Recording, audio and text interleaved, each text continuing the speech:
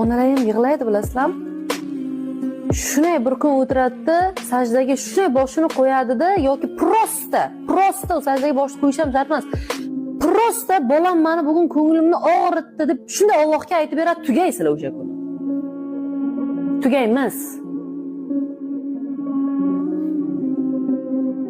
Prosta tugaymiz.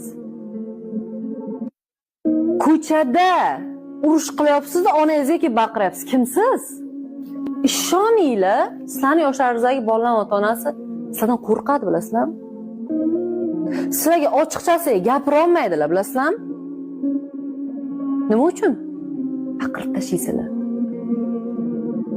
Ko'zlaring suzib ketasizlarmi? Insonlar, ona-u. Sizlar mana shunchagina bo'lganlaringizda, shunday bir joylaringiz og'riganda yig'laganda, isitmangiz chiqqan yoki yiqilib tushgansiz, qeringiz qonagan, shunga u o'tirib yig'lagan siz bilan qo'shilib. Men ona bo'lib shuni bilyapman-da. Lekin sizlar qalbiga ozor berishdan qo'rqmayapsizlar. Tushunyapsizlarmi farqni?